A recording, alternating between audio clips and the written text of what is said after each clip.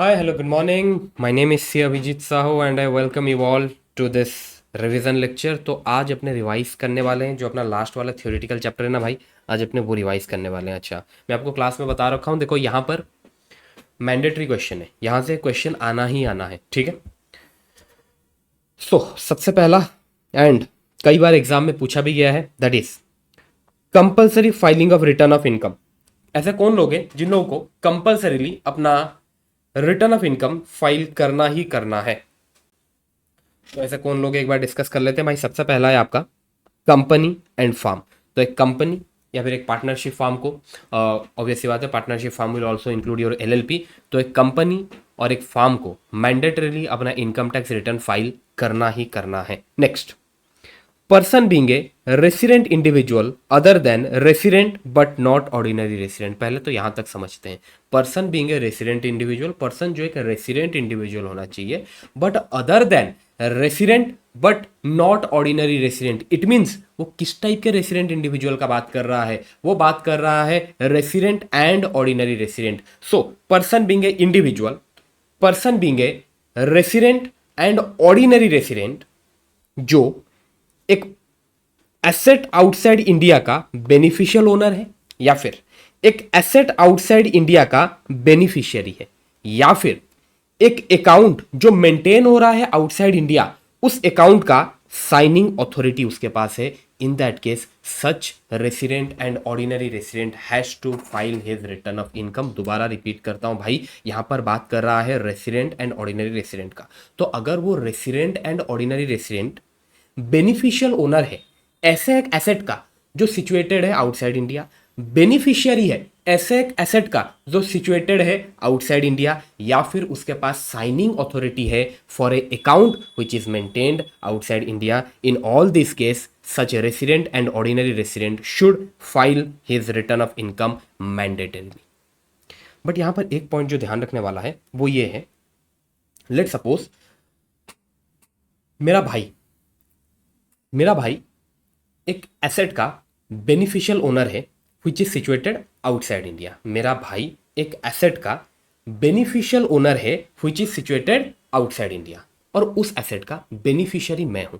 मेरा भाई beneficial owner है और मैं हूं बेनिफिशियरी। किसका भाई? ऐसे एक एसेट का जो सिचुएटेड है आउटसाइड इंडिया। चलो बराबर। अब उस एसेट से जो भी इनकम आता है ना, उस एसेट से जो भी इनकम आता है, उस इनकम को मेरे भाई ने अपने इनकम टैक्स रिटर्न में इंक्लूड कर रखा है और उसके ऊपर टैक्स भी दे रखा है। मेरा भाई जो उस एसेट का बेनिफिशियल ओनर था, बेनिफिशियल ओनर ने उस एसेट से जो भी इनकम आया, सारे इनकम को अपने इनकम टैक्स रिटर्न में इंक्लूड कर रखा है और उसके ऊपर टैक्स भी दे रखा है। In that case as a beneficiary मुझे अपना इनकम टैक्स रिटर्न फाइल करने का और कोई जरूरत नहीं है। As per this point I hope it is clear, I hope it is clear. ये लिखा गया है आपका यहां पर, एक बार इसको रीड कर लीजिएगा। ओके, सो एसेट लोकेटेड आउटसाइड इंडिया, वहां से जो भी इनकम आ रहा है, अगर बेनिफिशियल ओनर ने अपने इनकम टैक्स रिटर्न में उस इनकम को इंक्लूड कर रखा है, in that case there is no need of beneficiary to file his mandatory return of income. Okay, लेकिन एक चीज का ध्यान रखना भाई, अगर ऐसा हो कि जो आपका बेनिफिशियरी है, हमारे एग्जांपल में बेनिफिशियरी मैं था, चलो ठीक है यार, जो बेनिफिशियल ओनर था मेरा भाई था, वो तो ठीक है, फॉरेन एसेट से जो भी इनकम आया वो इनकम वो अपने इनकम टैक्स रिटर्न में शो कर दिया, इसलिए अब एज ए बेनिफिशियरी मुझे अपना इनकम टैक्स रिटर्न फाइल करने का जरूरत नहीं है। बट क्या हो अगर मैं इन कंडीशंस में कवर हो जाता हूं एज ए बेनिफिशियरी? ठीक है, as a beneficiary as per this condition मुझे अपना इनकम टैक्स रिटर्न फाइल करने का जरूरत नहीं है। बट अगर मैं इन कंडीशंस में कवर हो जाता हूं तो क्या इन दैट केस मुझे अपना रिटर्न फाइल करना पड़ेगा? बिल्कुल फाइल करना पड़ेगा भाई। तुम इस कंडीशन से बच गए, बट अगर तुम इधर कवर हो जाते हो, रिटर्न तो फाइल करना पड़ेगा ना तुम्हें as per this conditions. Okay, ठीक है, चलो 2 पॉइंट्स हो गए। नेक्स्ट पॉइंट, ऐसा कोई individual HUF AOP BOI and AJP, individual HUF AOP BOI and AJP जिसका टोटल इनकम एक्सीड करता है बेसिक एग्जाम्पशन लिमिट को। Individual HUF AOP BOI AJP जिसका टोटल इनकम एक्सीड करता है बेसिक एग्जाम्पशन लिमिट को। बट ध्यान रखना भाई, यहां पर जब तुम टोटल इनकम का कैलकुलेशन करोगे ना, फॉर दिस पर्पज तुम जो टोटल इनकम को कंसिडर करने वाले हो ना, that is total income before giving effect to deductions of chapter 6 से and before exemptions of 54 series. So chapter 6A के डिडक्शंस को कंसिडर करने से पहले एंड 54 सीरीज के एग्जम्पशंस को कंसिडर करने से पहले जो तुम्हारा टोटल इनकम है ना भाई, वो टोटल इनकम तुम्हें कंसिडर करना है फॉर दिस प्रोविजन। ओके, और अगर वो टोटल इनकम एक्सीड करता है तुम्हारे बेसिक एग्जम्पशन लिमिट को, in that case you have to mandatorily file your return of income. Okay, it means क्या मैं ये कह सकता हूं सर यहां पर ये जो टोटल इनकम का बात कर रहा है ना, बेसिकली ये है gross total income before reducing exemptions of 54 series, gross total income before reducing exemptions of 54 series. Okay, when I'm saying 54 series means 54, 54B, 54D, 54EC, 54F, जो पूरा आपने टेबल पढ़े थे वो कैपिटल गेन वाले चैप्टर में। ओके, ठीक है, चलो ये वाला हो गया। Next, person who during the previous year. अच्छा, अब इसका ना मैं एक कोड वर्ड आपको बताया था ना, अगर आप लोगों को याद हो, कोड वर्ड था अपना 121617, 121617। ओके, ये जो 2 पॉइंट्स है, ये 2 पॉइंट्स का एक कोड वर्ड था 121617। ओके, अब ये कोड वर्ड को जरा सा डिकोड करते हैं।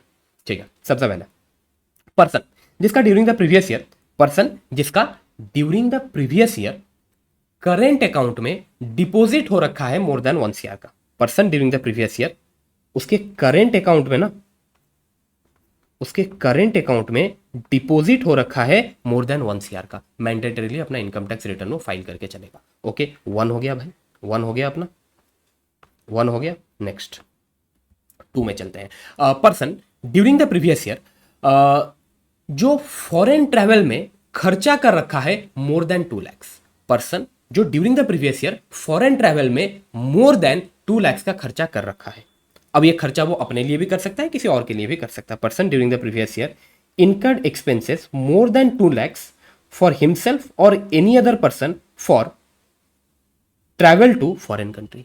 तो ऐसा कोई पर्सन जो अपने फॉरेन ट्रैवल पे या फिर किसी और के फॉरेन ट्रैवल पे खर्चा कर रखा है मोर देन 2 lakhs का। Person during the previous year has a electricity consumption of more than 1 lakh। ऐसा कोई पर्सन जिसका during the previous year electricity consumption more than 1 lakh का है। incurred expenses more than 1 lakh towards electricity consumption। Okay, so ये हो गया आपका 1 to 1। Okay, दोबारा एक बार रिपीट कर लेते हैं। भाई तुम्हारा अगर करंट अकाउंट में डिपॉजिट हो रखा है मोर देन 1 CR का, तुम फॉरेन ट्रैवल में 2 लाख से ज्यादा का खर्चा कर रखे हो, तुम्हारा इलेक्ट्रिसिटी कंजप्शन मोर देन 1 लाख का है, इन दैट केस तुम्हें अपना mandatory income tax return file करके चलना है। 1 to 1 तो हो गया। सर ये 617 क्या है? चलो 617 बताने से पहले सबसे पहले तो ये समझ लो भाई, इधर जो मैंने 7 लिखा है ना, it is 2 plus 5, it is 2 plus 5, this is your 2 plus 5 equal to 7। Okay, चलो अब स्टार्ट करते हैं। तो 617 सबसे पहले 6 से स्टार्ट करते हैं। Person during the previous year, person during the previous year वो अगर एक बिजनेस कर रहा है और अगर उस बिजनेस का turnover is more then 60 lakhs, 6 is for 60 lakhs। Person during the previous year वो एक बिजनेस कर रहा है और उसके बिजनेस का जो टर्नओवर है ना that is more then 60 lakhs, in that case उसे मैंडेटरीली अपना इनकम टैक्स रिटर्न फाइल करके चलना है। Person during the previous year एक बिजनेस कर रहा है और उस बिजनेस का जो टर्नओवर है या फिर टोटल सेल्स है that is more then 60 lakhs, in that case mandatorily उसे अपना इनकम टैक्स रिटर्न फाइल करके चलना है। आई hope it is clear. Next, person during the previous year, अब वो एक प्रोफेशन में है, ओके, और उस प्रोफेशन का जो ग्रॉस रिसिप्ट है ना that is more than 10 lakhs। अगर प्रोफेशन का gross receipt more than 10 lakhs है, इन दैट केस ऑल्सो उसे मैंडेटरीली अपना इनकम टैक्स रिटर्न फाइल करके चलना है। Okay, next, person during the previous year has aggregate TDS and TCS credit of 25,000 और मोर। Person during the previous year, person during the previous year जिसका TDS and TCS credit combinedly 25,000 या फिर 25,000 से ज्यादा है, इन दैट केस ऑल्सो उसे mandatorily अपना इनकम टैक्स रिटर्न फाइल करके चलना है। Okay, that is your 2 plus 5। Okay, ये जो आपका 2 plus 5 है ना दैट इज 25। ओके, 7 को मैंने डिवाइड किया था 2 plus 5 25, तो 25 इधर काम आ गया। ओके, 6 और 1 तो हो गया था, 6 for 60 एंड 1 for 10। ओके, चलो नेक्स्ट, ऐसा कोई पर्सन जिसका during the previous year deposit हो रखा है सेविंग बैंक अकाउंट में 50 lakhs और मोर का। ओके, ऐसा कोई पर्सन जिसका during the previous year saving bank account में डिपॉजिट हो रखा है 50 lakhs और मोर का, इन दैट केस ऑल्सो उसे अपना income tax return mandatorily file करके चलना है। ओके ठीक है। अच्छा, और एक पॉइंट ध्यान रखना, वो जो टीडीएस एंड टीसीएस क्रेडिट वाला जो पॉइंट पड़े ना, जहां पर 25,000 वाला लिमिट था, 25,000 और मोर का अगर टीडीएस एंड टीसीएस क्रेडिट हो, इन दैट केस मैंडेटरीली उसे अपना इनकम टैक्स रिटर्न फाइल करना रहता है। ये जो 25,000 वाला लिमिट है, इसको बढ़ा के 50,000 कर दिया जाएगा अगर तुम्हारा जो पर्सन है ना वो एक सीनियर सिटीजन है तो। Okay, that has been written here. Okay, so 25,000 की जगह इसको 50,000 कर दिया जाएगा in case of resident senior citizen. एक बार वर्ड ऐड कर लो, यहां पर रेसिडेंट है, यहां पर सिर्फ सीनियर सिटीजन लिखा हुआ है, it will B resident. Okay, resident senior citizen, in that case जो 25,000 वाला लिमिट है वो बढ़ के 50,000 हो जाएगा। ठीक है। ओके, अच्छा सर, यहां पर ये वाला जो पॉइंट हमने डिस्कस किया सर, यहां पर दे रखा है सेविंग बैंक अकाउंट में अगर डिपॉजिट होगा 50 lakhs और मोर का। सर ये बैंक अकाउंट वाला और एक लिमिट भी था ना, यस बराबर इधर था भाई, वो था तुम्हारा करंट अकाउंट। अगर करंट अकाउंट में डिपॉजिट हो रहा है more than 1 CR, in that case mandatorily आपको आपका इनकम टैक्स रिटर्न फाइल करना पड़ेगा। और अगर आपके सेविंग बैंक अकाउंट में डिपॉजिट हो रहा है 50 lakhs और मोर, इन दैट केस ऑल्सो तुम्हें मैंडेटरीली अपना इनकम टैक्स रिटर्न फाइल करना पड़ेगा। ठीक है। तो ये जो 617 था, ये 617 दोबारा मैं एक बार रिवाइज कर रहा हूँ, दोबारा मैं आपको रिवाइज करा देता हूँ। 6 इज फॉर 60, अगर तुम्हारा बिजनेस का turnover is more then 60 lakhs। 1 is for 10, अगर तुम्हारा प्रोफेशन का जो ग्रॉस रिसिप्ट है that is more than 10 lakhs। 7 को हमने दो पार्ट में डिवाइड किया, 2 + 5। अगर तुम्हारा TDS and TCS credit is 25,000 और मोर, इन दैट केस तुम्हें मैंडेटरीली रिटर्न फाइल करना पड़ेगा। बट ध्यान रखना, अगर तुम्हारा जो पर्सन है वो एक रेसिडेंट सीनियर सिटीजन है, ये जो 25,000 वाला लिमिट है ना, इसको बढ़ा के 50,000 कर दिया जाएगा। और अगर तुम्हारे सेविंग बैंक अकाउंट में 50 lakhs और मोर का डिपॉजिट हो रखा है during the previous year, in that case also तुम्हें मैंडेटरीली अपना इनकम टैक्स रिटर्न फाइल करके चलना है, एंड फॉर दैट ये आपका 5 है। ओके, तो कोड हो गया 121617। 121617। 7 को हम बाइफरकेट करते हैं, that is 2 + 5 7। Okay, I hope अब देख लो भाई, अगर ये कोड से याद रहता है तो अच्छी बात है, नहीं तो अगर तुम अपना भी कुछ कोड बना सको बना लो, बट याद तो रखना पड़ेगा। ठीक है, चलो ये हो गया। अच्छा, next is your due date for filing of return. Sir ये रिटर्न फाइल करने के ड्यू डेट्स क्या है? रिटर्न फाइल करने के ड्यू डेट्स क्या है भाई? 3 ड्यू डेट्स रहता है। एक रहता है तुम्हारा 30 नवंबर।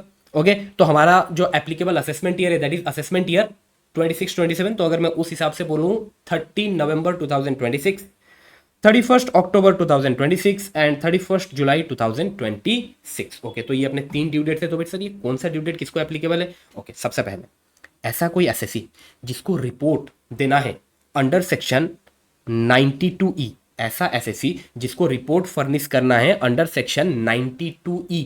ये सर कौन सा रिपोर्ट है सर? ये कौन सा सेक्शन है? Transfer pricing. Okay, transfer pricing के रिपोर्ट का बात किया जा रहा है, और ये जो सेक्शन है ये आपका ट्रांसफर प्राइसिंग का सेक्शन है जो आप सीए फाइनल लेवल में पढ़ेंगे। ओके, तो मैंने आपको क्लास में ये बोल रखा था, ऐसे एसएससी जिनको ट्रांसफर प्राइसिंग के प्रोविजंस एप्लीकेबल हैं एंड जिनको ट्रांसफर प्राइसिंग का रिपोर्ट फर्निश करना रहता है, उनके लिए रिटर्न फाइलिंग का जो ड्यू डेट है दैट इज 30 नवंबर। उनके लिए ड्यू डेट है 30 नवंबर का। ओके, अच्छा, अब ऐसा कोई पार्टनरशिप फार्म है, अपना एक पार्टनरशिप फार्म है, अब वो पार्टनरशिप फार्म को भी ना ट्रांसफर प्राइसिंग के प्रोविजंस एप्लीकेबल है। There is a partnership firm and उस पार्टनरशिप फार्म को भी ट्रांसफर प्राइसिंग के प्रोविजंस एप्लीकेबल है। तो अगर उस पार्टनरशिप फार्म को ट्रांसफर प्राइसिंग के प्रोविजंस एप्लीकेबल है, for that partnership firm what will be the due date for return filing? 30 November. तो अगर पार्टनरशिप फार्म के लिए due date of return filing is 30 November, उस पार्टनरशिप फार्म के जो पार्टनर्स है उनके लिए भी due date for return filing will be 30 November. Okay, so SSC including partner of firm being such SSC who is required to furnish report referred to in section 192E। Okay, ऐसे SSCs जिनको transfer pricing के provisions applicable है, वो along with that ऐसा कोई farm जिसको transfer pricing के provisions applicable है, उसके पार्टनर्स, उन सबको अपना रिटर्न फाइल करना है अप टू 30 नवंबर। सर 31 अक्टूबर किसके लिए ड्यू डेट है? सबसे पहले कंपनी, या फिर सबसे पहले तो कंपनी आएगा, दूसरे persons other than company whose accounts are required to be audited। Okay, 2 points. पहला तो कंपनी, भाई कंपनीज को अपना इनकम टैक्स रिटर्न फाइल करके चलना है अप टू 31 अक्टूबर। और ऐसा कोई पर्सन जिसको अपने बुक्स ऑफ अकाउंट्स का ऑडिट करवाना है, जिनको अपने books of accounts mandatorily audit करवाना रहता है, जिनके ऊपर टैक्स ऑडिट के प्रोविजंस एप्लीकेबल है, उन सबको अपना रिटर्न फाइल करके चलना है अप टू 31 अक्टूबर। अब अगेन सेम पॉइंट आ जाता है सर, एक पार्टनरशिप फार्म है, अगर एक पार्टनरशिप फार्म है और उस पार्टनरशिप फार्म को टैक्स ऑडिट के प्रोविजंस एप्लीकेबल है, in that case for that partnership firm what will be your due date of return filing? Sir due date of return filing will be 31 October. तो अगर partnership firm का due date of return filing है 31 अक्टूबर, उस partnership firm के जो partner थे उनके लिए भी due date of return filing 31 अक्टूबर ही रहने वाला है। ओके, ये हमने क्लास में डिस्कस किया था भाई।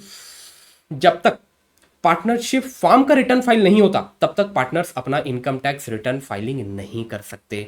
ओके चलो, नेक्स्ट आ जाता है आपका 31 जुलाई भाई, बाकी जो बच गए वो 31 जुलाई। ओके ठीक है, चलो अब यहाँ पर एक बढ़िया एक क्वेश्चन आता है। लेट्स सपोज एक कंपनी है, एक कंपनी को ट्रांसफर प्राइसिंग के प्रोविजंस एप्लीकेबल है, there is a company and उस कंपनी को ट्रांसफर प्राइसिंग के प्रोविजंस एप्लीकेबल है। तो अगर उस कंपनी को ट्रांसफर प्राइसिंग के प्रोविजंस एप्लीकेबल है, what will be the due date? 31 October और 30 November? It will be 30 November. Okay, क्योंकि अगर ट्रांसफर प्राइसिंग के प्रोविजंस एप्लीकेबल हो जाता है ना, स्पेसिफिकली मेंशन्ड है, उनके लिए ड्यू डेट 30 नवंबर ही रहता है। ओके चलो, नेक्स्ट आ जाता है आपका रिटर्न ऑफ लॉस का। अब सर ये रिटर्न ऑफ लॉस क्या होता है? That is you have some loss और तुम उस लॉस को कैरी फॉरवर्ड करना चाहते हो। तो भाई अगर तुम्हारा रिटर्न ऑफ लॉस है ना, you have to mandatorily file that return of loss within the due date. If you have a return of loss, अगर तुम्हारे रिटर्न में कोई लॉसेस है जिनको आप कैरी फॉरवर्ड करना चाहते हो, इन दैट केस तुम्हें मैंडेटरीली अपना income tax return within the due date file करना पड़ेगा। ये ऊपर के जो हमने ड्यू डेट डिस्कस किया ना, within this due date आपको आपका रिटर्न फाइल करना पड़ेगा, अदरवाइज तुम लॉसेस को कैरी फॉरवर्ड नहीं कर सकते। ये अपने कैरी फॉरवर्ड सेटअप वाले चैप्टर में भी पढ़े थे। ओके, अगर तुम अपना income tax return within the due date file नहीं करते, इन दैट केस तुम इन लॉसेस को कैरी फॉरवर्ड नहीं कर सकते। That is your business loss, speculation business loss, loss from specified business, loss under the head capital gain and loss from activity of owning and maintaining resources. ये सब losses को तुम carry forward नहीं कर सकते अगर तुम एक बिलेटेड लॉस रिटर्न फाइल कर रहे हो।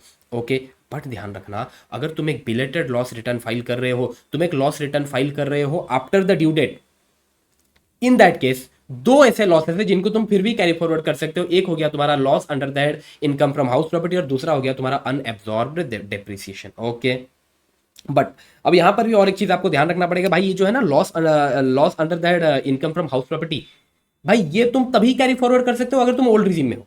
अगर तुम न्यू रिजीम में हो, ये तो वैसे भी कैरी फॉरवर्ड नहीं हो सकता। तो अगर तुम न्यू रिजीम में हो और तुम न्यू रिजीम में एक बिलेटेड रिटर्न फाइल कर रहे हो, तुम न्यू रिजीम में हो एंड न्यू रिजीम में तुम एक बिलेटेड लॉस रिटर्न फाइल कर रहे हो, इन दैट केस तुम सिर्फ और सिर्फ कैरी फॉरवर्ड कर सकते हो अनएब्जॉर्ब्ड डेप्रिसिएशन, उसके अलावा और कुछ भी नहीं। ओके चलो, ये वाला पार्ट तो अपने डिस्कस कर ही रखे थे आपका वो कैरी फॉरवर्ड सेटअप वाले चैप्टर में। चलो नेक्स्ट आ गया sir belated return under section 139(4), belated return under section 139(4). Sir belated return क्या होता है? अगर आप अपना इनकम टैक्स रिटर्न फाइल करते हो आफ्टर द ड्यू डेट, जो हमने ड्यू डेट ऊपर पढ़ा ना, 3 ड्यू डेट थे, अगर वो ड्यू डेट के बाद आप अपना इनकम टैक्स रिटर्न फाइल करते हो, that is your belated return.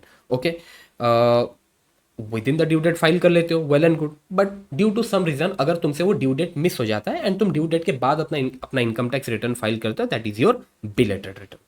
Okay, अब बात है कि सर बिलेटेड रिटर्न भी फाइल करने का कोई टाइम लिमिट है या फिर जब मन करे तब अपने बिलेटेड रिटर्न फाइल कर सकते हैं? नहीं, बिल्कुल बिलेटेड रिटर्न फाइल करने का जो टाइम लिमिट है that is 3 months prior to the end of the relevant assessment year. Assessment year के एंड से 3 महीना पहले आपको बिलेटेड रिटर्न फाइल कर लेना है, और before completion of assessment whichever is earlier, और before completion of assessment whichever is earlier। एक second sir, and of the relevant assessment year, sir अपना जो रेलिवेंट असेसमेंट ईयर है दैट इज असेसमेंट ईयर 26-27, ये एंड कब हो रहा है? 31 मार्च 2027। उससे 3 महीना पहले इट विल बी 31 दिसंबर 2026। सो 31 दिसंबर 2026 और before completion of assessment whichever is earlier आपको बिलेटेड रिटर्न फाइल करके चलना है। ओके, अगर आप बिलेटेड रिटर्न फाइल करना चाहते हैं, इसके बाद तो आप बिलेटेड रिटर्न भी फाइल नहीं कर सकते। Okay, consequences of belated return, again ये एक बहुत आईएमपी क्वेश्चन है, एग्जाम में कई बार पूछा गया है। ओके, एक ये मैं मार्क करा देता हूँ कौन से आईएमपी पार्ट है। एक ये भी बहुत बार पूछा गया एग्जाम में, ठीक है। ओके, सो बिलेटेड रिटर्न के कॉन्सिक्वेंसेस क्या है भाई? देखो, तुम्हें 4 कॉन्सिक्वेंसेस याद रखना पड़ेगा। सबसे पहले इंटरेस्ट अंडर सेक्शन 234A, जो अपने टीडीएस टीसीएस एडवांस टैक्स वो वाला जो चैप्टर था ना, उसमें हमने डिस्कस किया था। इंटरेस्ट अंडर सेक्शन 234A, आपको 234A में इंटरेस्ट का पेमेंट करना पड़ेगा अगर आप बिलेटेड रिटर्न फाइल करते हैं। नेक्स्ट, आपको लेट फी पे करना पड़ेगा अंडर सेक्शन 234F। 234F में आपको लेट फी पे करना पड़ेगा। सर कितना लेट फी पे करना पड़ेगा? लेट फी आपका रहता है 5,000 रुपया। For a belated return your late fee is 5,000 rupees. But अगर आपका जो टोटल इनकम है ना it is up to 5 lakhs, in that case your late fee amount will be 1,000 rupees. आपको लेट फी का भी पेमेंट करना पड़ेगा। नेक्स्ट, आप स्पेसिफाइड लॉसेस को कैरी फॉरवर्ड नहीं कर सकते, वो तो हमने अभी डिस्कस किया। अगर आप बिलेटेड लॉस रिटर्न फाइल करते हैं आप स्पेसिफाइड लॉसेस को कैरी फॉरवर्ड नहीं कर सकते। And no deduction under 80JJAA, 80QQB, 80RRB and 10AA। इन सेक्शंस के अंडर आपको डिडक्शंस नहीं मिलने वाला है। ओके, दोबारा रिवाइज कर लेते हैं। सबसे पहले 234A में आपको इंटरेस्ट पे करना पड़ेगा। 234F में आपको लेट फी पे करना पड़ेगा। लॉसेस आप कैरी फॉरवर्ड नहीं कर सकते। एंड ये जो आपके 4 सेक्शन है 80JJAA, 80QQB, 80RRB and 10AA, इनके डिडक्शंस भी आपको नहीं मिलने वाले हैं। This are your consequences. अच्छा sir revise return, sir revise return क्या होता है? सर मैंने टाइम पे अपना इनकम टैक्स रिटर्न फाइल तो किया था, जो अपना टाइम लिमिट है ना, जो अपना ड्यू डेट है ना 30 नवंबर, 31 अक्टूबर एंड 31 जुलाई, वो टाइम लिमिट, जो भी टाइम लिमिट मेरे को एप्लीकेबल था मैं वो टाइम लिमिट के हिसाब से अपना ओरिजिनल रिटर्न फाइल तो किया था। बट सर मेरे को बाद में पता चलता है उसमें कुछ गलती है, तो अब मैं उसको रिवाइज कराना चाहता हूँ। That is your revised return. तो क्या सर मैं रिवाइज रिटर्न कभी भी फाइल कर सकता हूँ या फिर उसका भी कोई टाइम लिमिट रहता है? बिल्कुल भाई, रिवाइज्ड रिटर्न का भी एक टाइम लिमिट रहता है। एंड रिवाइज्ड रिटर्न का जो टाइम लिमिट है that is same as belated return. 3 months prior to the end of the relevant assessment year and before completion of the assessment, whichever is earlier. Okay, so 31st December 2026 और before completion of the assessment year whichever is earlier, with in that आपको आपका revised return file करके चलना है अगर आपको लगता है कि आपका ओरिजिनल रिटर्न में कोई गलती है। ओके, अच्छा तो भाई सर आप ये बोल रहे हो कि जो मैंने ओरिजिनल रिटर्न फाइल किया था within the due date, जो ओरिजिनल रिटर्न मैंने फाइल किया था within the due date, उसके अगेंस्ट में मैं रिवाइज रिटर्न फाइल कर सकता हूँ।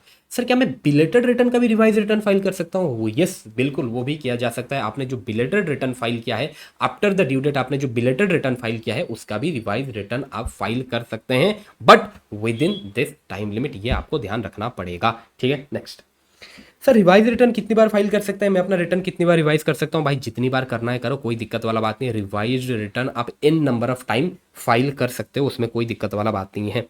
रिवाइज रिटर्न शैल सब्सटीट्यूट और ओरिजिनल रिटर्न। जब भी आप रिवाइज रिटर्न फाइल करते हो ना, जो आपका ओरिजिनल रिटर्न था ना that will be substituted by your revised return. Next is defective return. Sir ये डिफेक्टिव रिटर्न क्या होता है? 3 रीजन से जिसकी वजह से एक असेसिंग ऑफिसर आपके रिटर्न को डिफेक्टिव कर सकता है। सबसे पहला, जो तुम्हारा रिटर्न है ना वो प्रेस्क्राइब्ड फॉर्म में नहीं है।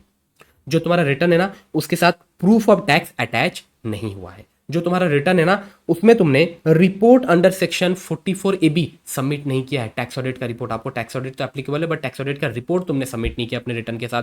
इन all this cases your return will be considered defective. तो एक बार अगर आपका रिटर्न डिफेक्टिव हो जाता है, ये आपको 15 डेज का टाइम लिमिट देता है to rectify the defect. Okay, एक बार अगर आपका रिटर्न डिफेक्टिव कंसिडर कर दिया जाता है by the assessing officer, assessing officer आपको 15 दिन का टाइम लिमिट देता है जो भी डिफेक्ट है ना उसको रेक्टिफाई करने के लिए। तो अगर 15 दिन के अंदर तुम डिफेक्ट को रेक्टिफाई कर लेते हो, well and good. Okay, but अगर तुम 15 दिन के अंदर डिफेक्ट को रेक्टिफाई नहीं करते हो, इन दैट केस तुम्हारे रिटर्न को इनवैलिड कंसिडर कर दिया जाएगा। It will be considered that तुमने कभी रिटर्न फाइल ही नहीं किया था। आई hope it is clear. Okay, लेकिन सर अगर ऐसा होता है कि 15 दिन के बाद तुम रेक्टिफाई करते हो तुम, बट 15 दिन के बाद करते हो, 15 दिन का टाइम लिमिट दिया गया था, तुम 15 दिन के बाद अपना रिटर्न रेक्टिफाई करते हो, इन दैट केस अब ये असेसिंग ऑफिसर के ऊपर है। वो चाहे तो तुमसे ये जो डिले हुआ है उसको माफ करके तुम्हारे रिटर्न को वैलिड कंसिडर कर ले या फिर तुम्हारे रिटर्न को इनवैलिड रहने दे। ये कंप्लीटली असेसिंग ऑफिसर के मर्जी के ऊपर अभी आ गया। ओके ठीक है, अगर 15 दिन के अंदर तुम रेक्टिफाई कर लेते हो, वेल एंड गुड। 15 दिन के अंदर तुम रेक्टिफाई नहीं करते हो, इन दैट केस तुम्हारा रिटर्न इनवैलिड हो गया। 15 दिन के बाद तुम रेक्टिफाई करते हो, फिर असेसिंग ऑफिसर के मर्जी के ऊपर है। अगर उससे मन किया तो वो तुम्हारे इस डिले को माफ करके तुम्हारे रिटर्न को वैलिड कंसिडर कर सकता है, अदरवाइज उसको इनवैलिड ही वो रहने देगा। चलो नेक्स्ट आ गया तुम्हारा self assessment tax. What is this self assessment tax? Sir जब हम असेसमेंट ईयर में अपना इनकम टैक्स रिटर्न फाइल करेंगे ना, तो जो भी अपना टैक्स आएगा उसको एडजस्ट करेंगे। एडवांस टैक्स जो हमने पे कर रखा है, TDS, TCS, AMT क्रेडिट जो भी है, उन सब के साथ एडजस्ट करेंगे।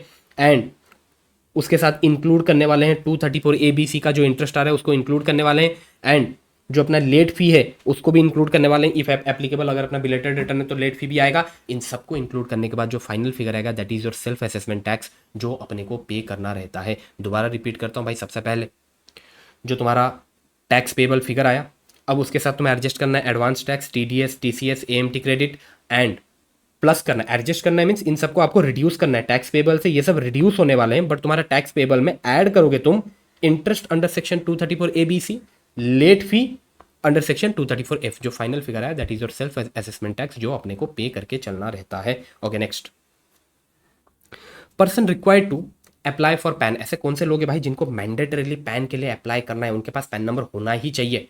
Okay, no compromise.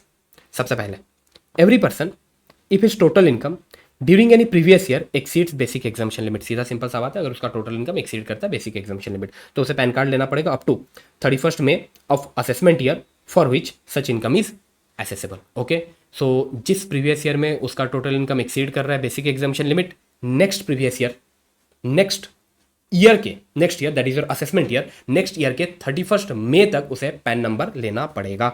Next, every person carrying on any business और profession whose total sales turnover gross receipt is likely to exceed 5 lakhs in any previous year। तो भाई अगर तुम कोई बिजनेस कर रहे हो, तुम कोई प्रोफेशन कर रहे हो और तुम्हारे बिजनेस या फिर प्रोफेशन का जो टर्नओवर या फिर ग्रॉस रिसिप्ट है वो एक्सीड करने वाले 5 lakhs, इन दैट केस भाई तुम्हें पैन कार्ड के लिए अप्लाई कर लेना है। कब तक अप्लाई कर लेना है? Up to the end of the financial year. Okay, उस फाइनेंशियल ईयर के एंड तक तुम्हें पैन कार्ड के लिए एप्लीकेशन दे देना है। Okay, every person being a resident other than individual who enters into a financial transaction of amount aggregating 2,50,000 or more in a financial year। अभी बोलता क्या है थोड़ा सा समझना पड़ेगा भाई। Every person being a resident, वो रेसिडेंट होना चाहिए, but other than individual means यहाँ पर वो इंडिविजुअल्स को इंक्लूड नहीं कर रहा है, इंडिविजुअल्स को बाहर निकाल दिया, जिनका financial transaction during the financial year is 2,50,000 और मोर। ओके, एक एग्जाम्पल लेता हूँ मैं एक पार्टनरशिप फार्म का। एक पार्टनरशिप फार्म डिपॉजिट एक्सेप्ट करता है, उसके बैंक अकाउंट में डिपॉजिट होता है 1.5 लाख रुपए का, उसके बैंक अकाउंट में इतना पैसा आया, डिपॉजिट हुआ, उसके बैंक अकाउंट में इतना डिपॉजिट हुआ, और वो कुछ पेमेंट करता है 2 लाख रुपए का। टोटल फाइनेंशियल ट्रांजेक्शन कितने हो गए? 3,50,000 रुपए का total financial transaction entered by that partnership firm is 3,50,000। In that case that partnership firm should have a PAN mandatorily, and उसे पैन कार्ड के लिए एप्लीकेशन दे देना है up to 31 May of immediately following financial year. Okay, next,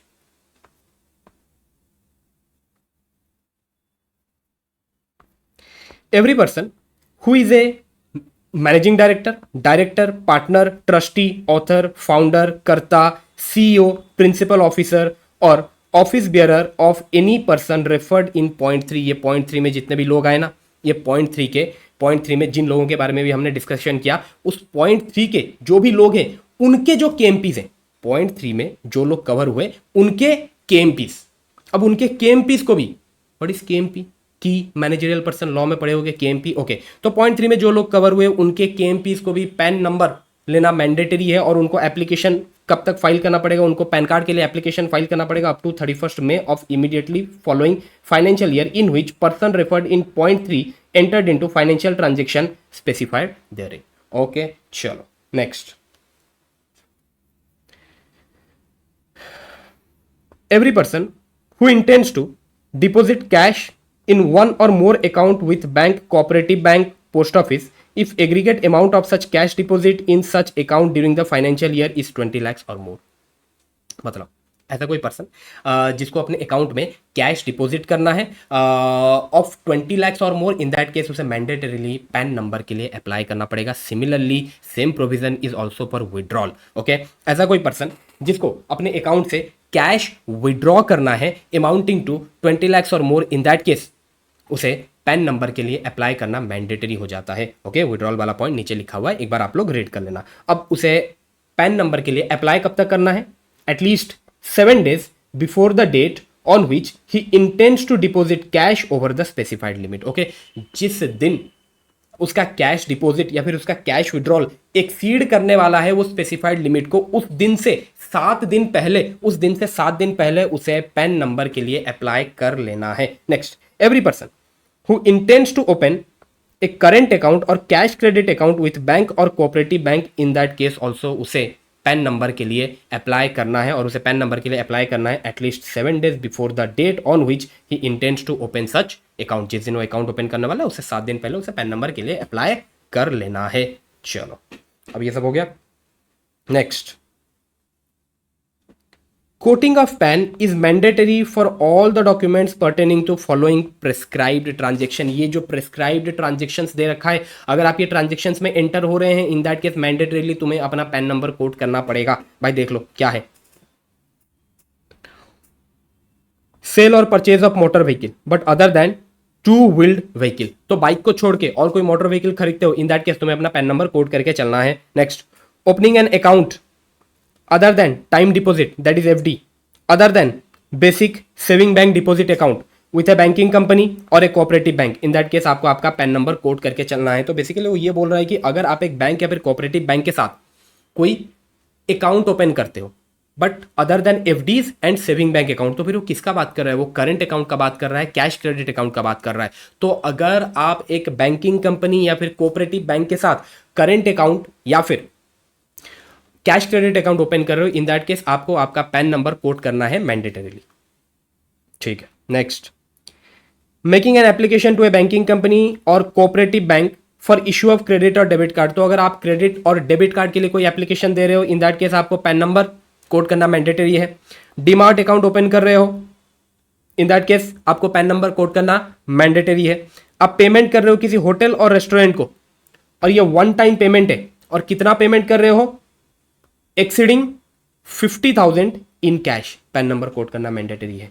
भाई दो चीजें, सबसे पहले पेमेंट हो रहा है होटल और रेस्टोरेंट को, वन टाइम पेमेंट कर रहे हो आप होटल एंड रेस्टोरेंट को। अच्छा, अब ये जो पेमेंट कर रहे हो इट इज मोर देन 50,000 और ये पेमेंट कैश में हो रहा है, पेमेंट कैश में हो रहा है, तभी आपको पैन नंबर कोड करके चलना है। लेट सपोज मैं किसी होटल को पेमेंट कर रहा हूँ, 80,000 का पेमेंट कर रहा हूँ, बट बैंकिंग चैनल से पे कर रहा हूँ, क्या मुझे पैन नंबर कोड करना मैंडेटरी है? मैंडेटरी नहीं है। बट अगर ये 80,000 मैं कैश में पे कर रहा होता, बिल्कुल मुझे पैन नंबर कोड करना पड़ता। Next, payment in connection with travel to foreign. Okay, मैं फॉरेन ट्रैवल कर रहा हूँ, उसके रिगार्डिंग पेमेंट कर रहा हूँ। किसको पेमेंट करूंगा? मैं अपने ट्रैवल एजेंट को पेमेंट कर रहा हूँ। For purchase of any foreign currency at any one time, या तो मैं फॉरेन ट्रैवल के लिए अपने ट्रैवल एजेंट को पेमेंट कर रहा हूँ, या फिर फॉरेन करेंसी परचेज करने के लिए मैं पेमेंट कर रहा हूँ, वन टाइम पेमेंट कर रहा हूँ, मोर देन 50,000 पेमेंट कर रहा हूँ, और ये पेमेंट इन कैश है। इन दैट केस मेरे को पैन नंबर मैंडेटरीली कोड करना पड़ेगा। अब मैं पेमेंट कर रहा हूँ for purchase of mutual fund, मैं म्यूचुअल फंड परचेज कर रहा हूँ, इन दैट केस मैं पेमेंट कर रहा हूँ, and this payment is more than 50,000, in that case मुझे अपना पैन नंबर कोड करना पड़ेगा। ध्यान रखना, इधर कैश नहीं लिखा। इट मीन्स अब अगर मैं म्यूचुअल फंड परचेज कर रहा हूँ 80,000 रुपये के, और ये जो 80,000 रुपये का पेमेंट है ना, ये पेमेंट मैं कर रहा हूँ बैंकिंग चैनल से, क्या फिर भी मुझे पैन नंबर देना पड़ेगा? बिल्कुल, फिर भी तुम्हें पैन नंबर देना पड़ेगा। Okay. Payment to a company और इंस्टीट्यूशन फॉर एक्वायरिंग डिवेंचर्स और बॉन्ड इश्यूड बाय इट। कोई कंपनी या फिर कोई इंस्टीट्यूशन डिवेंचर या फिर बॉन्ड इश्यू कर रहा है, आप वो डिवेंचर या फिर बॉन्ड्स परचेज कर रहे हैं, एंड फॉर दैट आप पेमेंट कर रहे हैं एक्सीडिंग 50,000। इन दैट केस आपको मैंडेटरीली अपना पैन नंबर कोड करके चलना है। आप पेमेंट कर रहे हैं आरबीआई को for acquiring bonds issued by RBI, और कितना पेमेंट कर रहे हैं? एक्सीडिंग 50,000। मैंडेटरीली अपना पैन नंबर कोड करके चलना है। Deposit with A banking company और कोऑपरेटिव बैंक और post office. Banking company, cooperative bank और पोस्ट ऑफिस में आप पैसा डिपॉजिट कर रहे हो। कितना पैसा डिपॉजिट कर रहे हो? आप कैश डिपॉजिट कर रहे हो exceeding 50,000 during any one day. एक दिन में आप कैश डिपॉजिट कर रहे हो 50,000 से ज्यादा का, 50,000 से ज्यादा का आप कैश डिपॉजिट कर रहे हो एक दिन में। इन दैट केस मैंडेटरीली आपको आपका पैन नंबर कोड करना पड़ेगा। पैन नंबर में यहाँ पर किसको कोड करूंगा? बैंकिंग कंपनी को कोड करूंगा, कोऑपरेटिव बैंक को कोड करूंगा, पोस्ट ऑफिस को कोड करूंगा, जिसके साथ भी मैं ट्रांजेक्शन कर रहा हूं।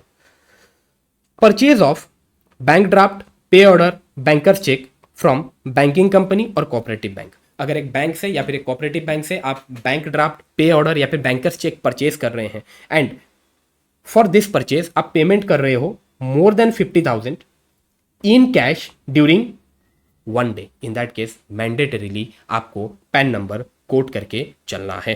ओके। नेक्स्ट, अब अगर आप एफडी कर रहे हो, टाइम डिपॉजिट, एफडी कहां कर रहे हो? बैंकिंग कंपनी में कर रहे हो, कोऑपरेटिव बैंक में कर रहे हो, पोस्ट ऑफिस में कर रहे हो, निधि कंपनी में कर रहे हो, या फिर एनबीएफसी में कर रहे हो, इन जगह में अगर आप एफडी कर रहे हो और जो तुम्हारा एफडी का अमाउंट है ना दैट इज मोर देन 50,000, और तुम साल भर में छोटे छोटे अमाउंट का एफडी करते हो और साल भर में जो तुम्हारा एग्रीगेट एफडी अमाउंट है ना अगर वो एक्सीड करता है 5 lakhs during the financial year, in that case तुम्हें अपना पैन नंबर कोड करके चलना है। ध्यान रखना भाई, इधर दो लिमिट है। तुम वन टाइम एफडी कर रहे हो, अगर one time FD amount exceed करता है 50,000, इन दैट केस पैन कोड करना है। साल भर में तुम छोटे छोटे एफडीज कर रहे हो, बिलो 50,000 के एफडीज कर रहे हो, बट साल भर में जो तुम्हारा एग्रीगेट अमाउंट हो गया ना जो तुमने एफडी किया है that is more then 5 lakhs, in that case also तुम्हें अपना पैन नंबर कोड करके चलना है। ओके, ठीक है।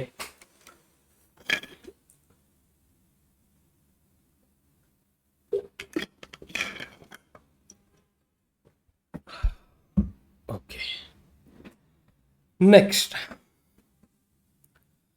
Payment of life insurance premium. तो अभी नेक्स्ट है अपना payment of life insurance premium. Life insurance premium का अपने पेमेंट कर रहे हैं, if such payment is more than 50,000 in a financial year, in that case अपने को पैन नंबर कोड करके चलना है। कॉन्ट्रैक्ट फॉर सेल और परचेज ऑफ सिक्योरिटी, सेल और परचेज ऑफ सिक्योरिटीज वाला कॉन्ट्रैक्ट है अदर देन शेयर्स। तो अगर शेयर्स को अपने एक्सक्लूड कर रहे हैं फिर सर कौन से सिक्योरिटीज, आपके बॉन्ड्स और डिवेंचर्स हो गए। Okay, so contract for sale और purchase of securities other than shares, in that case in such contract PAN code करना मैंडेटरी है for both buyer and seller if value per such transaction is more than 1 lakh. Okay, ये जो आपका transaction हो रहा है ना सेल और परचेज ऑफ सिक्योरिटीज का जो ट्रांजेक्शन हो रहा है, अगर ये ट्रांजेक्शन का जो वैल्यू है that is more than 1 lakh, in that case both buyer and seller has to quote their PAN. ध्यान रखना। अब सर ये जो पॉइंट नंबर 14 है और ये जो पॉइंट नंबर 8 है इसमें जरा डिफरेंस समझते हैं, क्योंकि पॉइंट नंबर 8 वहां पर भी डिवेंचर बॉन्ड्स है और मैंने बोला सर इधर भी डिवेंचर्स और बॉन्ड्स ही कवर होने वाले हैं, बट यहां पर लिमिट दे रखा है 1 लाख का, इधर लिमिट दे रखा है 50,000 का। दोनों में डिफरेंस क्या है समझना। पॉइंट नंबर 8 में वो ये कहता है कोई कंपनी, कोई इंस्टीट्यूशन बॉन्ड्स या फिर डिवेंचर्स इशू कर रहा है और मैं उस कंपनी से, उस इंस्टीट्यूशन से परचेज कर रहा हूं। ओके, वो हो गया तुम्हारा पॉइंट नंबर 8 में कवर होता है। पॉइंट नंबर 14, एक कंपनी डिवेंचर्स या फिर बॉन्ड्स इशू कर रहा था, मैं उससे डिवेंचर्स परचेज कर लिया। ओके, अब मेरे पास जो डिवेंचर्स है मैं वो डिवेंचर्स किसी और को सेल कर रहा हूं। ओके, कंपनी ने डिवेंचर्स इशू किया, मैंने परचेज किया, वो कहां कवर हो गया, वो कवर हो गया तुम्हारा पॉइंट 8 में। अब पॉइंट 14 क्या कहता है, जो डिवेंचर्स मेरे पास है वो डिवेंचर्स अब मैं किसी और को सेल कर रहा हूं, भाई वो ट्रांजेक्शन कवर होगा तुम्हारा पॉइंट नंबर 14 में। दोनों में डिफरेंस समझना, ठीक है। ओके, नेक्स्ट, सेल और purchase by any person share of a company not listed in recognised stock exchange. तो बेसिकली यहां पर वो बात कर रहा है अनलिस्टेड शेयर्स का, अगर सेल और परचेज हो रहा है, in that case both buyer and seller have to quote their PAN if transaction is more than 1 lakh. जो ट्रांजेक्शन का आपका वैल्यू है ना that is more than 1 lakh, in that case both buyer and seller को अपना पैन नंबर कोड करके चलना है।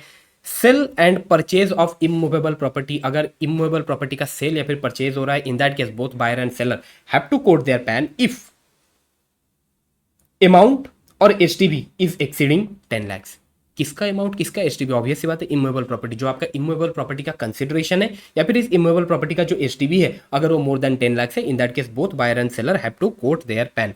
पेमेंट फॉर वन और मोर प्रीपेड पेमेंट इंस्ट्रूमेंट, ये जो आपके प्रीपेड पेमेंट इंस्ट्रूमेंट्स है ना, अगर वहां पर आप पेमेंट कर रहे हो and your payment is more than 50,000 in a financial year, in that case आपको पैन नंबर कोड करके चलना है। सेल और परचेज ऑफ एनी गुड्स और सर्विसेज अदर देन एवब, ये ऊपर के जितने भी गुड्स एंड सर्विसेज हमने डिस्कस किया ना उनको छोड़ के अगर any other goods and services का सेल और परचेज हो रहा है, both buyer and seller have to quote their PAN if such transaction amount is more than 2 lakhs। Okay, अब अगर कैश डिपॉजिट हो रहा है 20 lakhs और मोर का in a financial year, in that case आपको पैन नंबर कोड करना पड़ेगा। अगर कैश विड्रॉल हो रहा है 20 lakhs और मोर का in a financial year, in that case also आपको पैन नंबर कोड करके चलना है। अच्छा, पॉइंट नंबर 1 ये कहता है अगर कोई माइनर ये ऊपर वाले ट्रांजेक्शन में एंटर करता है और उसके पास पैन नंबर है नहीं तो कोई बात नहीं, वो अपने मम्मी पापा का भी पैन नंबर दे सकता है, वो अपने पेरेंट्स का भी पैन नंबर दे सकता है।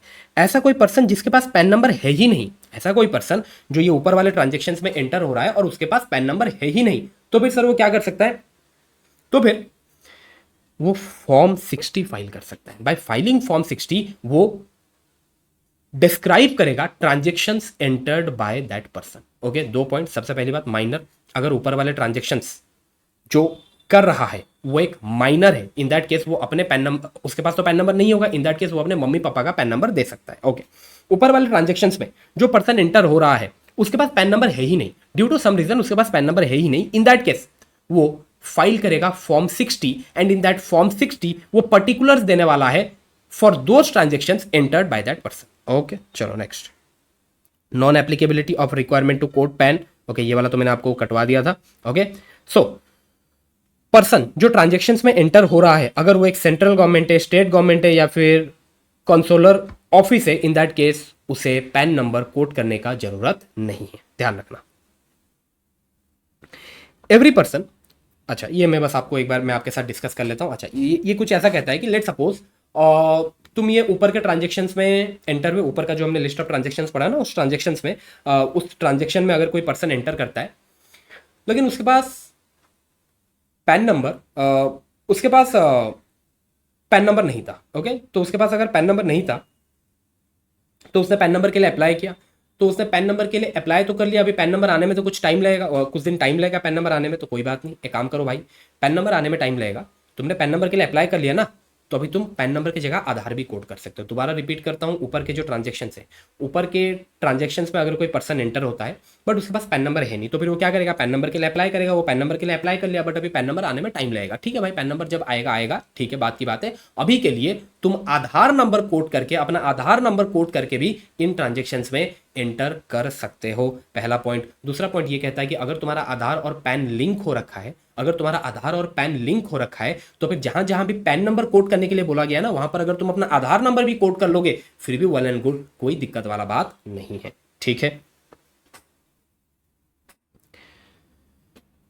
चलो ये हो गया। अब आ जाता है भाई पेनल्टीज वाला बात। अब पेनल्टीज वाला बात क्या कहता है, सबसे पहला तो ये कहता है कि जिन लोगों को पैन नंबर लेना मैंडेटरी है, ऊपर हमने लिस्ट पढ़ा ना, जिन लोगों को पैन नंबर लेना मैंडेटरी है, ये वाला लिस्ट, ये वाला लिस्ट। ओके, इन लोगों को पैन नंबर लेना मैंडेटरी है, इन लोगों के पास पैन नंबर होना चाहिए, बट अगर इन लोगों ने पैन नहीं ले रखा, पेनल्टी 10,000 का स्ट्रेट फॉरवर्ड पेनल्टी उनके ऊपर लगने वाला है। Next, failure to code PAN और आधार नंबर। ओके, ऐसा कोई ट्रांजेक्शन जिसमें पैन या फिर आधार नंबर कोड करना चाहिए था बट कोड नहीं हुआ है, या फिर पैन और आधार कोड तो हुआ है बट उसको ऑथेंटिकेट नहीं करवाया गया, या फिर जो पैन और आधार कोड किया गया है वो फॉल्स है, in that case 10,000 for each such default.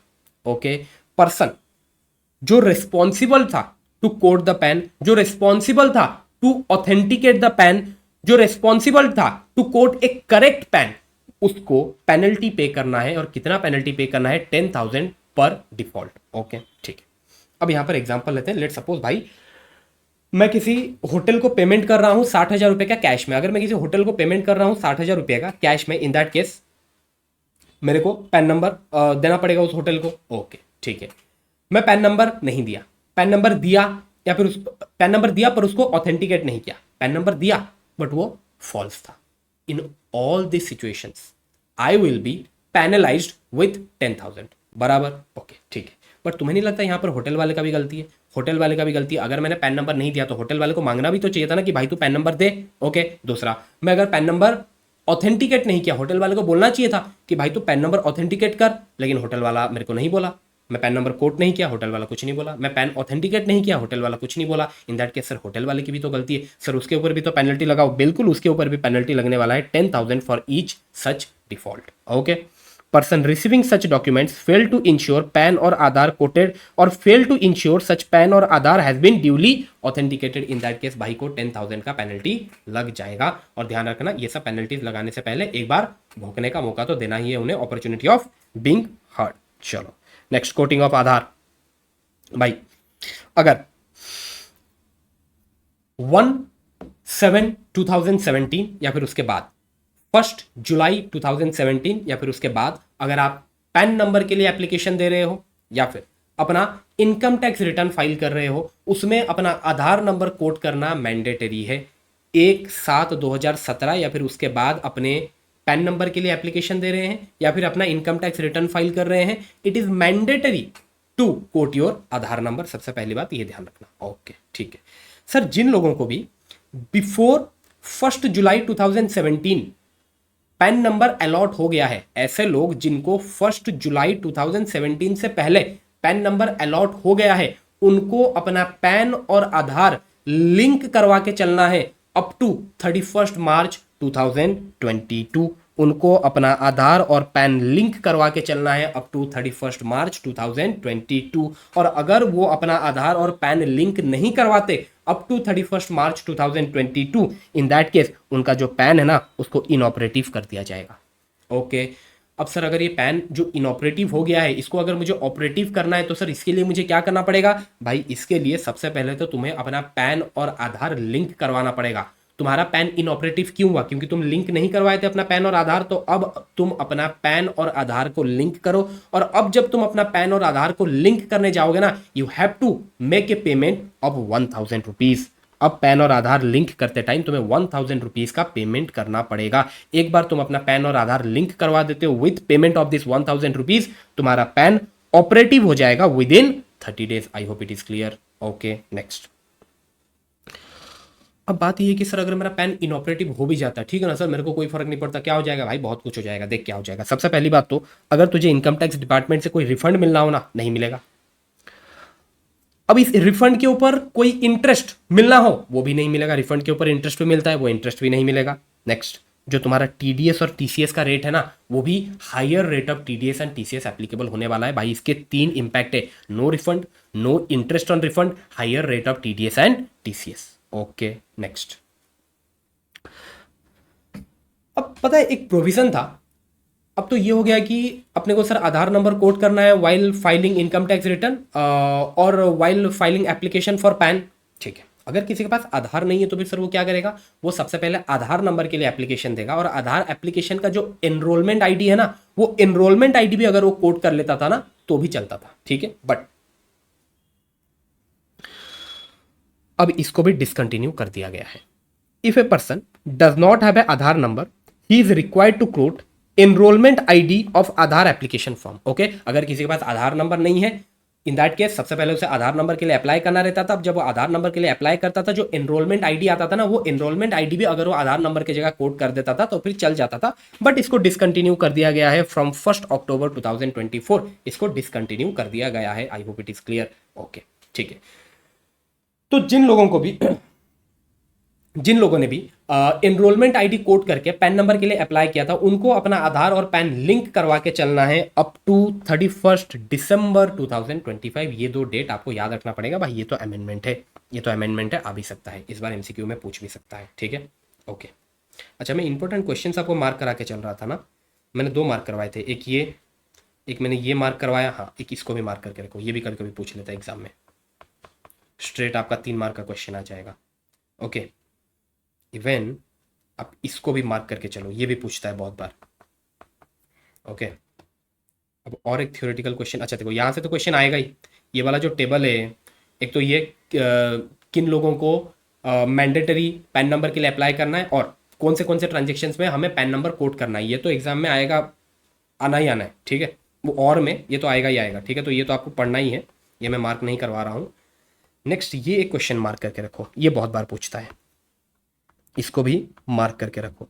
Okay, अब सर ये जो आपने बोला ना कि सर अपने को आधार नंबर कोड करना रहता है, आधार नंबर कोड करना रहता है पैन एप्लीकेशन में या फिर अपना इनकम टैक्स रिटर्न में, this is not applicable to this following group of person. ये जो फॉलोइंग ग्रुप ऑफ पर्सन है, इनको ये प्रोविजन एप्लीकेबल नहीं होता। आधार कोडिंग का जो प्रोविजन है ना, वो इन लोगों को एप्लीकेबल नहीं होता। कौन है ये लोग, जरा देखते हैं।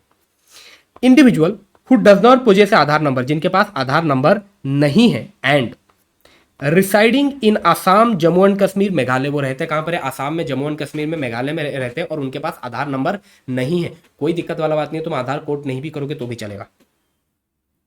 नॉन रेसिडेंट, आधार नंबर नहीं है और वो नॉन रेसिडेंट है, आधार नंबर नहीं है, एंड उनका जो एज है ना 80 और मोर है any time during the previous year, basically वो सुपर सीनियर सिटीजन है, एंड आधार नंबर नहीं है, एंड वो not a citizen of India है। इन दैट केस उन्हें आधार कोड करने का जो प्रोविजन है वो एप्लीकेबल नहीं है। सबसे पहली बात तो आधार नंबर नहीं होना चाहिए। दूसरा, residing in Assam, Jammu and Kashmir, Meghalaya, या फिर वो नॉन रेसिडेंट हो, या फिर वो not a citizen of India हो, या फिर उनका एज 80 और मोर हो any time during the previous year. In that case उन्हें आधार कोड करने का कोई भी जरूरत नहीं है। Next, person authorise to verify the return.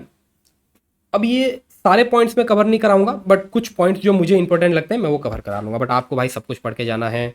Okay चलो एक बार ये डिस्कस कर लेते हैं। देखो, अगर एक इंडिविजुअल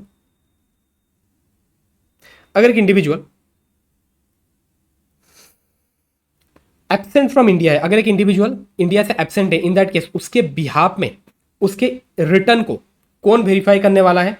ऐसा कोई पर्सन जिसके पास वैलिड पावर ऑफ अटॉर्नी है फ्रॉम दैट इंडिविजुअल। ओके, और अगर वो इंडिविजुअल मेंटली इनकैपेसिटेड है, दैट इज पागल है, इन दैट केस उसका रिटर्न को वेरीफाई करने वाले हैं उसके गार्डियन और any other person competent to act on this behalf. ठीक है, एचयूएफ का तो भाई करता करेगा, और अगर एचयूएफ का जो करता है वो करता एब्सेंट फ्रॉम इंडिया है, इंडिया के बाहर है, या फिर मेंटली इनकैपेसिटेड है, इन दैट केस भाई एचयूएफ का रिटर्न को कौन वेरीफाई करने वाला है? Any other adult member. ध्यान रखना, लिखा है भाई any other adult member, any other male member नहीं लिखा, एनी अदर एडल्ट मेंबर लिखा है। वो मेल भी हो सकता है, फीमेल भी हो सकता है। ओके ठीक है।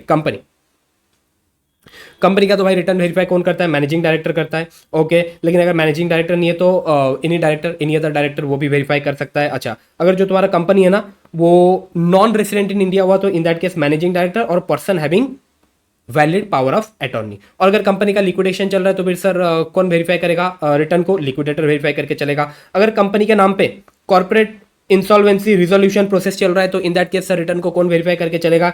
Insolvency professional appointed by adjudicating authority, वो वेरीफाई करके चलेगा। ओके नेक्स्ट, फर्म के केस में भाई रिटर्न कौन वेरीफाई करता है? Managing partner. अगर मैनेजिंग पार्टनर है नहीं तो एनी अदर पार्टनर उसको वेरीफाई कर सकता है, बट वो माइनर नहीं होना चाहिए। एलएलपी के केस में कौन वेरीफाई करता है? आपका डेजिग्नेटेड पार्टनर। ओके, अब अगर डेजिग्नेटेड पार्टनर है नहीं तो any partner of the LLP और person prescribed for this purpose. AOP BOI उसके लिए रहेगा मेंबर और प्रिंसिपल ऑफिसर। लोकल अथॉरिटी के केस में principal officer and political party के केस में चीफ एग्जीक्यूटिव ऑफिसर आपका रिटर्न वेरीफाई करके चलता है। ठीक है, next is your updated return of income. Updated return of income, updated return of income भाई देखो, ये जो अपडेटेड रिटर्न है ये आप फाइल कर सकते हो with in 48 months from the end of the relevant assessment year. Relevant assessment year के एंड से 48 मंथ्स तक आपके पास अपडेटेड रिटर्न फाइल करने का मौका है। सर मेरा रेलिवेंट असेसमेंट ईयर एंड कब हो रहा है? सर मेरा रेलिवेंट असेसमेंट ईयर एंड हो रहा है 31/3/2027। सर यहां से 48 मंथ्स, सर अगर यहां से मैं 48 मंथ्स गिनूं ना, इट विल बी 31 मार्च 2028 एक साल हुआ, 31 मार्च 2029, 31 मार्च 2030, 31 मार्च 2031। सो 31 मार्च 2031 तक मेरे पास टाइम है भाई। 31 मार्च 2031 तक मेरे पास टाइम है to file a belated return for assessment year 26-27। I hope it is clear. Okay ठीक है, बट ऐसे कुछ सिचुएशंस है जब आप बिलेटेड रिटर्न फाइल ही नहीं कर सकते। Again it is a very IMP question, ये एक आईएमपी क्वेश्चन है, बहुत बार एग्जाम में पूछा गया है। ठीक है, सो 5 ऐसे सिचुएशन है जब आप बिलेटेड रिटर्न फाइल ही नहीं कर सकते। Sorry, not belated return, updated return, sorry updated return, that is your return under section 139(8)(a), updated return. गलती से शायद मैं बिलेटेड रिटर्न बोल दिया, अपडेटेड रिटर्न। ओके, सो 5 ऐसे सिचुएशंस है जब आप अपडेटेड रिटर्न फाइल ही नहीं कर सकते। सबसे पहला, अगर तुम्हारा जो अपडेटेड रिटर्न है ना, your updated return is a loss return. Your updated return अगर एक लॉस रिटर्न है, in that case you can not file A updated return. Okay, अच्छा अब ये जो तुम अपडेटेड रिटर्न फाइल करने जा रहे हो ना, due to this updated return अगर तुम्हारा टोटल टैक्स लाइबिलिटीज में डिक्रीज हो रहा है, जो तुमने ओरिजिनल रिटर्न फाइल किया था 139(1), 139(4) या फिर 139(5) में, उस ओरिजिनल रिटर्न में जो तुम्हारा टैक्स लाइबिलिटी था वो टैक्स लाइबिलिटीज में डिक्रीज हो रहा है bye filing A updated return. In that case आप अपडेटेड रिटर्न फाइल नहीं कर सकते। अगर ये अपडेटेड रिटर्न फाइल करने से तुम्हें रिफंड मिलने वाला है, इन दैट केस ऑल्सो तुम अपडेटेड रिटर्न फाइल नहीं कर सकते। या फिर तुम्हारे रिफंड में इंक्रीज होने वाला है, जो रिफंड तुम्हें मिलने वाला था एज पर योर ओरिजिनल रिटर्न, उस रिफंड अमाउंट में अगर इंक्रीज हो रहा है, इन दैट केस ऑल्सो आप अपना अपडेटेड रिटर्न फाइल नहीं कर सकते। अगर आपने एक बार अपना अपडेटेड रिटर्न फाइल कर लिया ना, if you have filed your updated return once, in that case आगे आप दोबारा अपना अपडेटेड रिटर्न फाइल नहीं कर सकते। इट मींस अपडेटेड रिटर्न आप सिर्फ और सिर्फ एक ही बार फाइल कर सकते हैं for a particular assessment year. आप सिर्फ और सिर्फ एक ही बार अपडेटेड रिटर्न फाइल कर सकते हैं, एक बार फाइल कर चुके दोबारा फाइल नहीं कर सकते। Where a person has furnished a updated return under this subsection for relevant assessment year, एक बार फाइल कर लिए दोबारा फाइल नहीं कर सकते।